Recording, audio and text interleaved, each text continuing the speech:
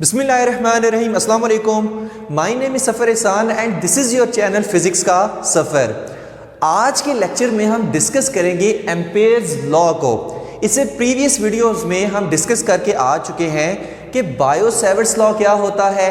उसके बाद बायो-सैवर्ट्स लॉ की एप्लीकेशंस को हम डिस्कस करके आ चुके हैं। तो देखते हैं कि ये एम्पेयर्स लॉ हमसे क्या इरशाद फरमाता है।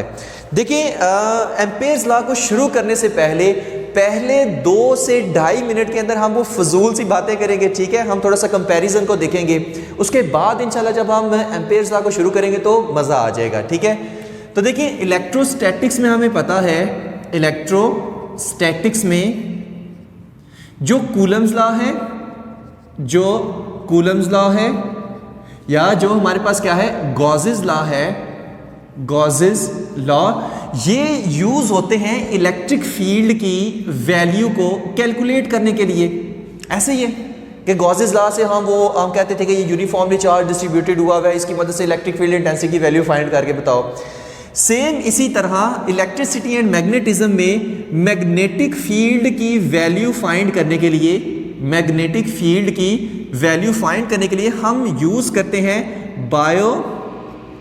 बायो-सैवर्ट लॉ, ठीक है, जिसमें हम टी को साइलेंट रखते हैं, ठीक है। जब हम इसको पढ़ते हैं ना तो टी को साइलेंट रखते हैं। बायो-सैवर्ट्स लॉ और एम्पेयर्स लॉ हम यूज करते हैं, एम्पेयर्स लॉ। अच्छा, इसमें हमारे पास क्या होता है कि यहां पर देखिए, अगर हम गॉसेस लॉ देखें ना तो वो हम वहां पर यूज करते हैं जहां पर ना इलेक्ट्रिक फील्ड यूनिफॉर्म होती है, ठीक है, और यूनिफॉर्मली चार्ज डिस्ट्रीब्यूटेड हुए होते हैं। एम्पेयर्स लॉ हम वहां पर यूज करते हैं जहां पर मैग्नेटिक फील्ड यूनिफॉर्म होती है, और उसकी वैल्यू कैलकुलेट करने के लिए हम एम्पेयर्स लॉ को यूज करते हैं, ठीक है। जैसे आपने गॉसेस लॉ क्या था हमारे पास, E.dA is equal to Q by epsilon not, और ये Q क्या था, जो हमारे पास जिस सरफेस पे हम फ्लक्स दिखा रहे हैं उस पे, उसके अंदर जो चार्ज था वो क्या था, Q था। Q inside the closed surface था। अब एम्पेयर्स लॉ में हम क्या करेंगे, यहां पर हम लेते थे E.D, और यहां पर ना इंटीग्रल भी, यहां पर हम लेते थे E.DA, यहां पर हम लेंगे B.DL। यहां पर इलेक्ट्रिक फील्ड लेते थे, यहां पर हम मैग्नेटिक फील्ड लेंगे। यहां पर हम एरिया एलिमेंट लेते थे छोटू सा, यहां पर हम लेंथ एलिमेंट लेंगे। यहां पर हम सरफेस कंसीडर करते थे, यहां पर हम लूप कंसीडर करेंगे, ठीक है। तो ये थोड़ा सा कंपैरिजन है। Is equal to mu not I, ये हमें क्या कहता है, एम्पेयर्स लॉ कहते हैं। अभी मैं फिर से कह रहा हूं, टॉपिक अभी शुरू नहीं किया, अभी तो बहुत सारी कहानियां इसकी रहती हैं। तो ये हमें क्या कहता है, हमारे एम्पेयर्स लॉ कहता है, जिसमें म्यू नॉट क्या है, परमिएबिलिटी कांस्टेंट है, ठीक है। ये हम यूज करते हैं, इसको लिख ही दें, इसको हम क्या कहते हैं, परमिएबिलिटी कांस्टेंट या परमिएबिलिटी ऑफ फ्री स्पेस, ठीक है, कि कोई मीडियम कितना अलाउ करता है मैग्नेटिक फील्ड को कि वो उसके अंदर से पास कर जाए, ठीक है। तो उसको हम शो करते हैं परमिएबिलिटी कांस्टेंट की वैल्यू कितनी थी, 4 pi into 10 to raise power -7 weber per ampere per metre. और आई क्या है, आई इनक्लोज, मैं हल्का सा INC साथ में लिख रहा हूं, इनक्लोज। जो हम लूप कंसीडर करेंगे, उस लूप के अंदर जो वो करंट होगा वो हमारे पास क्या होगा, आई, ये वाला वो करंट होगा। जैसे यहां पर क्लोज सरफेस के अंदर क्या था, चार्ज, यहां पर क्लोज लूप के अंदर क्या होगा, करंट कंडक्टर के अंदर। तो ये ना तकरीबन मिलते जुलते हैं, ये इलेक्ट्रिक फील्ड के लिए, ये मैग्नेटिक फील्ड के लिए, गॉसेस लॉ और ये एम्पेयर्स लॉ, ठीक हो गया। अब हम शुरू करते हैं कि ये कहानी क्या है भाई, ये एम्पेयर्स लॉ, ये वो लिटिल बटन क्या है, ठीक है। तो उसको अब हम शुरू करते हैं। यहां पर देखिए ना, पहले ना इसकी डेफिनेशन हम देख लेते हैं, ठीक है, उसके बाद हम वो कंप्लीट डिटेल से डिस्कस करेंगे। अभी मैं इस फार्मूले को समझाऊंगा नहीं, जब मैं कंप्लीटली डिस्कस कर चुका हूं उसके बाद समझाऊंगा, ठीक है। It states that line integral, इसको हम लाइन इंटीग्रल कहते हैं, लाइन इंटीग्रल ऑफ मैग्नेटिक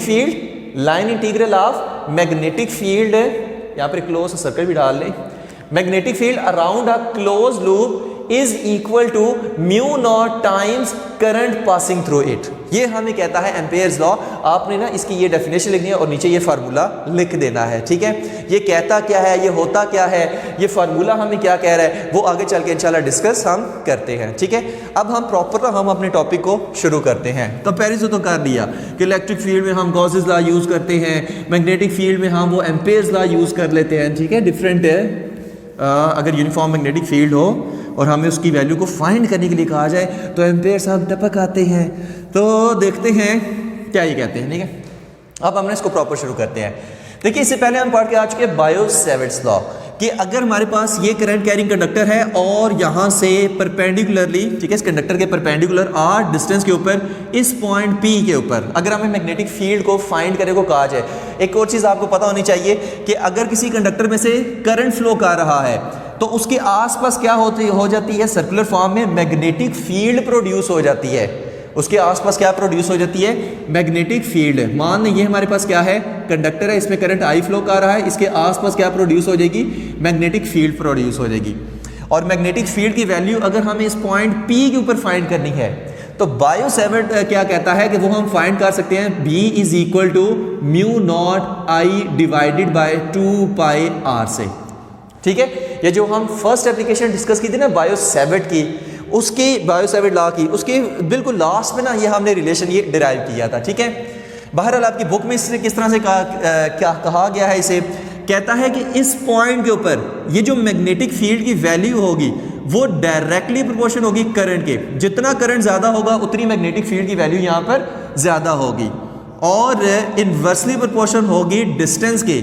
यानी ये डिस्टेंस जितना हम बढ़ाते जाएंगे, P यहाँ पे रखेंगे मैग्नेटिक फील्ड काम, यहाँ पे रखेंगे मैग्नेटिक फील्ड काम, यहाँ पे रखेंगे मैग्नेटिक फील्ड और काम, क्यों, डिस्टेंस हम बढ़ाते जा रहे हैं, ये वाला डिस्टेंस।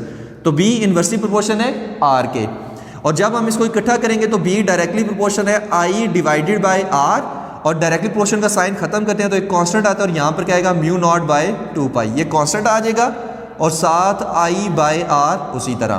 तो ये क्या बन गया, B is equal to mu not I divided by 2 pi r, ठीक है। ये हमें बताया था बायो-सैवर्ट ने, ठीक है। अगर हमें एक कंडक्टर से एक परपेंडिकुलर डिस्टेंस के ऊपर P पॉइंट के ऊपर अगर हमें मैग्नेटिक फील्ड की वैल्यू फाइंड करनी हो तो वो हम इससे कर सकते हैं, ठीक है। अच्छा, एम्पेयर साहब क्या कहते हैं, अभी इस फार्मूले को ना याद रखना है, B is equal to mu not I over 2 pi r। अच्छा, एम्पेयर क्या लॉ, एम्पेयर क्या कहते हैं, मैंने क्या कहा था, गॉसेस लॉ में क्या थी, क्लोज्ड सरफेस, और एम्पेयर लॉ में क्या है, क्लोज्ड एक हमारे पास सर्कुलर लूप होगा, ठीक है। एम्पेयर क्या कहता है कि अगर आपने इस पॉइंट पर मैग्नेटिक फील्ड की वैल्यू को फाइंड करना है, किस पॉइंट पर, ये जो हमारे पास है इस पॉइंट पर, अगर, ठीक है, इस पॉइंट को मैं P का नाम दे रहा हूँ, ठीक है। आपको पता है ये मैग्नेटिक फील्ड है, और मान लो इस पॉइंट के ऊपर हमने इस पॉइंट P के ऊपर फाइंड करनी है मैग्नेटिक फील्ड, ठीक है। इमेजिनरी बना लेनी है, ये मैग्नेटिक फील्ड इसके आसपास है। तो आप क्या करो, एक ऐसा, वहां पर गॉसेस लॉ में हम क्या करते थे, इलेक्ट्रिक फील्ड इंटेंसिटी फाइंड करने के लिए एक Gaussian surface, closed Gaussian surface construct करते थे।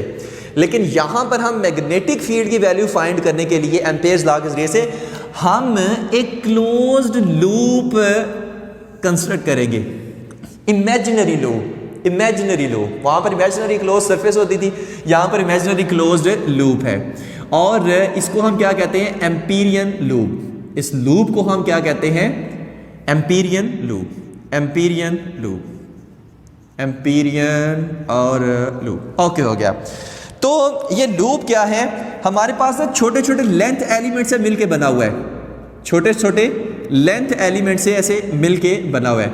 उसमें से ना मैं एक सिर्फ कंसीडर कर लेता हूं, मैं कहता हूं मेरे पास ये लेंथ एलिमेंट है एक, जिसको मैं कह रहा हूं DL, जिसको मैं क्या कह रहा हूं, DL कह रहा हूं, और DL क्या है, वेक्टर क्वांटिटी है, ठीक है, DL वेक्टर है। अब हमें पता है कि सर्कुलर फॉर्म में क्या है, मैग्नेटिक फील्ड है। अगर सर्कुलर फॉर्म में ऐसे मैग्नेटिक फील्ड है तो किसी भी पॉइंट पर मैग्नेटिक फील्ड की डायरेक्शन को फाइंड करना हो तो हम क्या करते हैं, वहां पर एक टेंजेंट खींचते हैं, ठीक है। यहां पर ना वो सारी मैग्नेटिक फील्ड है, ऐसे मैग्नेटिक फील्ड है। इस पॉइंट पर अगर हम देखें मैग्नेटिक फील्ड की डायरेक्शन किस तरफ है, तो वो यहां पर मैग्नेटिक फील्ड की डायरेक्शन इस तरफ। अच्छा, ये लेंथ एलिमेंट है, ये भी एक छोटे छोटे लेंथ एलिमेंट्स है ना सारे, यहां पर मैग्नेटिक फील्ड की डायरेक्शन इस तरफ अलोंग द टेंजेंट होती है, यहां पर मैग्नेटिक फील्ड की डायरेक्शन इस तरफ, यहां पर मैग्नेटिक फील्ड की डायरेक्शन इस तरफ, तो अलोंग दी टेंजेंट क्या है, ये मैग्नेटिक फील्ड्स की डायरेक्शन है, ठीक है। और सब पे ये डीएल देखें, यहां पे डीएल वेक्टर की डायरेक्शन किधर होगी, इसी डायरेक्शन में। ये यहां पर ये डीएल वेक्टर है, इसकी डायरेक्शन भी इधर ही। ये डीएल वेक्टर है, इसकी डायरेक्शन भी इधर ही। ये डीएल वेक्टर है, इसकी डायरेक्शन भी इधर ही। तो यहां पर देखें हर जगह पर मैग्नेटिक फील्ड और डीएल के दरमियान एंगल कितना बन रहा है, 0 डिग्री। यहां पर बी और डीएल के दरमियान, जिस डायरेक्शन में मैग्नेटिक फील्ड उसी डायरेक्शन में डीएल, इसके दरमियान एंगल 0, यहां भी एंगल 0, बी और डीएल के दरमियान यहां पर भी एंगल 0 बन रहा है। और बी क्या है, ये एक वेक्टर है, ठीक है। डीएल एक वेक्टर एलिमेंट है। अब यहां पर एम्पेयर्स लॉ क्या कहता है, एम्पेयर लॉ हमें कहता है कि अगर आप डॉट प्रोडक्ट लें, B dot delta L, B dot delta L, ठीक है। अगर आपने इस पूरे लूप के ऊपर B dot delta L find करना है, मतलब यहां पर बी डॉट डेल्टा एल, क्योंकि बी डेल्टा एल कह लें, डी एल कह लें, मैं बार बार डेल्टा कह रहा हूं, डी एल कह रहे हैं, बी डॉट डेल्टा एल नहीं यहां पर, क्योंकि हम डिफरेंशियल की फॉर्म में बात कर रहे हैं, तो D L, B dot D L. तो पूरे लूप के ऊपर ये जितने छोटे लेंथ एलिमेंट बने हैं, इन सब का अगर बी डॉट डी एल निकालना तो हम क्या करेंगे, इंटीग्रेट कर देंगे और यहाँ पर एक सर्कल डाल देंगे, क्योंकि क्लोज लूप की बात कर रहे हैं, ठीक है। अच्छा, is equal to B dot D L, ये क्या हो जाएगा, B D L cos theta, ठीक है। और B dot D L is equal to, B constant है और यहां पर क्या है, theta is equal to 0 degree, तो बी डी एल कॉस 0 कितना होता है, 1, तो ये सिंपल बी डी एल रह जाएगा, सही है। तो यहां पर B dot D L is equal to, B बाहर आ गया और यहां पर अंदर क्या बचा, डी एल, और बी डॉट डी एल की हम वैल्यू निकाल रहे हैं, इज इक्वल टू यहां पर b और इंटीग्रल ऑफ dl। अच्छा, यहां पर छोटे dl को हम अगर मिलाएं, छोटे dl को, तो एक पूरे सर्कल का सर्कमफ्रेंस नहीं बनता, पूरे सर्कल का सर्कमफ्रेंस बनता है। तो इंटीग्रल ऑफ dl की जगह यहां पर हम क्या लिख देंगे, 2 पाई r हम लिख देंगे, यहां पर क्या लिख देंगे, 2 पाई r। अब इस b की वैल्यू क्या थी, ये mu not I by 2 pi r, तो b dot dl is equal to mu not I divided by 2 pi R, और यहां पर क्या था, 2 पाई आर, और ये 2 पाई आर इससे कट गया, तो b, ठीक है, यहां पर close integral, b dot D L is equal to mu not I आ जाएगा। ये हमें क्या है, ये एम्पेयर्स लॉ का प्रूफ है। अब हमें देखें ये कहता क्या है, कहता है कि अगर हम पूरे इस लूप के ऊपर, एम्पीरियल लूप के ऊपर B dot L, B dot D L, वो पूरे लूप के ऊपर निकालें, तो वो इज इक्वल टू होगा mu not times total current enclosed by that loop. इस लूप के अंदर ये जितना करंट इस कंडक्टर के अंदर फ्लो कर रहा है, ठीक है, उसको अगर हम म्यू नॉट से मल्टीप्लाई कर दें तो वो किसके इक्वल आएगा, बी डॉट डी एल, जो छोटे बी डॉट डी एल हमने इसमें एलिमेंट्स लिए हुए हैं, उनके इंटीग्रल के, उनके सम के इक्वल आएगा, ठीक है। फिर से मैं आपको इसका बता रहा हूं, it state that line integral of magnetic field around a closed loop. देखिए इस पूरे लूप के ऊपर बी डॉट डी एल, वो पूरे लूप के ऊपर आप निकालें, तो उसको आप क्या कर दें, इंटीग्रेट कर दें, वो किसके इक्वल आएगा, वो इक्वल आएगा म्यू नॉट आई के। अब ये वाला आई कौन सा है, ये आई वो करंट है जो उस लूप के अंदर इनक्लोज्ड है, और वो क्या है, ये लूप है, ये इसके अंदर करंट आई फ्लो कर रहा है, ये लूप, ठीक है, ये कंडक्टर, ये लूप, और ये करंट उसके अंदर फ्लो कर रहा है, तो आई इनक्लोज, यहां पर ना ये आई इनक्लोज, मतलब जो उसके अंदर इनक्लोज्ड है उसके इक्वल होगा। ये हमें कहता है एम्पेयर्स लॉ, और इसी को यूज करके हम सोलेनॉइड के अंदर जो मैग्नेटिक फील्ड प्रोड्यूस होती है उसकी वैल्यू फाइंड करेंगे, टोरॉइड के अंदर जो प्रोड्यूस होती है उसकी वैल्यू फाइंड करेंगे। ये दोनों उसकी एप्लीकेशन है एम्पेयर्स लॉ की। तो ये हमारे पास है एम्पेयर्स लॉ। होप सो कि ये आपको समझ आ गई होगी। अब नेक्स्ट हम क्या देखते हैं, इसकी इंटीग्रल और डिफरेंशियल फॉर्म देख लेते हैं, ठीक है। इंटीग्रल और डिफरेंशियल फॉर्म पहले हम देखते हैं इसकी इंटीग्रल फॉर्म। इंटीग्रल फॉर्म, अच्छा इंटीग्रल फॉर्म में यहां पर देखें क्या आएगा। पहले तो एम्पेयर्स लॉ पुट करेंगे, क्या था, B dot dl is equal to mu not I, ठीक है। अब यहां पर वो कहता है कि I in terms of current density क्या है, I इज इक्वल टू होता है J dot dA, J dot dA, ठीक है। ये करंट डेंसिटी वाले चैप्टर में आप पढ़ के आ चुके होंगे, फिर भी बता देते हैं हल्का सा कि अगर ये हमारे पास कंडक्टर है जिसमें करंट क्या फ्लो कर रहा है, I फ्लो कर रहा है, और यहाँ पर ये जो क्रॉस सेक्शनल एरिया है जिसको हम A कह रहे हैं, इसमें से कितना करंट I फ्लो कर रहा है, तो ये होती है current density I divided by A, ठीक है। Current flowing per unit area, इस छोटे से क्रॉस सेक्शन एरिया से कितना करंट पास कर रहा है, इसी को हम कहते हैं करंट डेंसिटी। और अगर हम इसको छोटे छोटे पार्ट्स में डिवाइड कर दें तो हम फिर लिख देते हैं I, और ये वेक्टर क्वांटिटी, ठीक है, I is equal to J dot D A हम लिख, ठीक है, J A यहाँ पर लिख सकते हैं ना। तो अगर इंटीग्रल फॉर्म लिखें तो J डॉट डी, अगर छोटे छोटे DA में इसको कन्वर्ट करें तो I is equal to J dot D A. बाहर वाली आप करंट डेंसिटी में पढ़ के आ चुके होंगे। तो यहाँ पर इस I की वैल्यू को यहाँ पर पुट कर दें तो B dot D L, line integral हम ले रहे हैं, DL ये integral is equal to mu not, और I की जगह ये वैल्यू जब पुट करेंगे तो J डॉट डी ए। ये हमारे पास क्या है, integral form of Ampere's law. ये हमारे पास क्या है, integral form of Ampere's law हमारे पास आ गए, ठीक है। तो ये जितना मैंने आपको कराया ना, ये वाला, ये एम्पेयर्स लॉ का प्रूव है। एम्पेयर लॉ इतना ही है, ये एम्पेयर लॉ है। इसका प्रूव अगर आपसे मांगा जाए तो ये इसका क्या है, ये इसका प्रूव है। अब नेक्स्ट हमारे पास क्या कहानी आती है, differential form of Ampere's law, differential form of Ampere's law.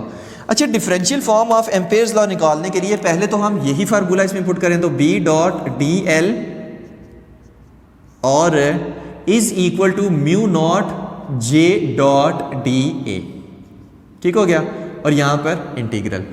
अब हम क्या करते हैं यहाँ पर ना, डिफरेंशियल फॉर्म निकालने के लिए, जैसे हमने गॉसेस लॉ में डिफरेंशियल फॉर्म निकालने के लिए, क्योंकि वहाँ पर हम फ्लक्स की बात कर रहे थे, ठीक है, और फ्लक्स की बात कर रहे थे इलेक्ट्रिक फील्ड के, इलेक्ट्रिक फ्लक्स की हम बात कर रहे थे, तो वहाँ पर हमने यूज़ किया था डाइवर्जेंस थ्योरम। यहाँ पर हम यूज़ करेंगे स्टोक्स थ्योरम, क्योंकि लाइन इंटीग्रल यहाँ पर इन्वॉल्व है ना, स्टोक्स थ्योरम हम यूज़ करेंगे। और स्टोक्स थ्योरम हमें क्या कहता है कि B डॉट डी एल ये इक्वल होता है डेल क्रॉस B के, और बाहर क्या आएगा, डी ए आ जाएगा, ठीक है। इसकी पूरी डेरिवेशन होती है स्टोक्स थ्योरम में, मैकेनिक्स में इंशाल्लाह आप जाके भी पूरी स्टोक्स थ्योरम की डेरिवेशन आप करेंगे, ठीक है। तो स्टोक्स थ्योरम हमने इसमें अप्लाई किया। अब इसको और इसको जब इक्वेट करेंगे तो B dot D L is equal to, देखिए B डॉट डी एल इसमें भी आ रहा है, इसमें भी आ रहा है, तो इन दोनों को ना आपस में इक्वेट कर दें, ठीक है। तो यहां पर फिर हम क्या लिखेंगे, यहां पर मैं इसको डायरेक्ट करने वाला हूं, क्योंकि दोनों क्या है, B डॉट डी एल के इक्वल है ना, दोनों क्या है, B डॉट डी एल के, ये भी B डॉट डी एल के इक्वल है, ये भी B डॉट डी एल के इक्वल है। तो पहले इसको हम लिखेंगे डेल क्रॉस B, और यहां पर क्या आएगा, डी ए, और ये इंटीग्रल इज इक्वल टू, ये हम लिख देंगे क्योंकि दोनों B डॉट डी एल के इक्वल है, mu not J dot D A, ठीक हो गया जी। अब सिंबल कुछ भी करना, इसको उठाकर इस तरफ ले आए तो del cross B minus mu not J, और बाहर डी ए क्या आ जाएगा, कॉमन आ जाएगा, और इंटीग्रल इज इक्वल टू 0, ठीक है। क्यों, इसको उठाकर हम इधर ले आए हैं तो ये क्या हो जाएगा, माइनस हो जाएगा, तो del cross B minus mu not J और इनटू डी ए आ जाएगा, इज इक्वल टू 0 आ जाएगा। ओके हो गया। अब यहां पर क्या होगा, यहां पर या तो डी ए 0 है या ये पूरी टर्म 0 है। इसको एक टर्म मान लें, इसको आप क्या कर लें, एक टर्म मान लें, और इसको एक टर्म मान लें। अब देखिए यहाँ पर अगर मैं कहूँ कि 2 इंटू 0 क्या आंसर आएगा 0, या 0 इंटू 2 ये क्या आंसर आएगा 0 आंसर आएगा। तो इसी तरह यहाँ पर भी ना दो क्वांटिटीज हैं, एक ये वाली है एक ये वाली है, तो या तो ये 0 है या ये 0 है जिसकी वजह से मल्टीप्लाई करने से आंसर 0 आ रहा है। तो हम कहते हैं एरिया तो 0 हो नहीं सकता, तो इसका मतलब है फिर डेल क्रॉस बी ये 0 है, तो del cross B minus mu not J, ये पूरी टर्म ये क्या है इनका 0 है। ठीक है, अब म्यू नॉट जे को जब उस तरफ लेके जाएंगे, मैं यहां पर करने वाला हूं, तो del cross B is equal to mu not J, जब उस तरफ जाएगा तो म्यू नॉट जे। ये हमारे पास क्या है differential form of Gauss's law, sorry Ampere's law, bar bar Gauss's law पे सवार हुआ है। तो ये क्या है differential form of Ampere's law. ठीक हो गया, तो ये था हमारा आज का लेक्चर जिसमें हमने एम्पियर्स लॉ को डिस्कस किया कि एम्पियर्स लॉ क्या होता है। ये हमारे पास line integral of magnetic field around a close loop होता है is equal to mu not times current passing through the loop. ये हमें कहता है एम्पियर्स लॉ हमें कहता है। ठीक है, B dot D L B dot D L B dot D L B dot D l, इन सब का अगर हम वो सम करें तो वो इक्वल आएगा म्यू नॉट टाइम्स करंट के। ठीक है, म्यू नॉट की वैल्यू यहाँ पर कितनी होती है, परमिएबिलिटी कांस्टेंट है और उसकी वैल्यू कितनी होती है 4 pi into 10 to raise power -7 weber per ampere per metre. ये क्या है म्यू नॉट की वैल्यू है। इसको जस्ट करंट से मल्टीप्लाई कर दो तो वो इसके इक्वल आएगा। ठीक हो गया, तो ये था हमारा आज का लेक्चर। होप्स हो कि आपको समझ आ गया होगा। Thank you very much, Allah Hafiz.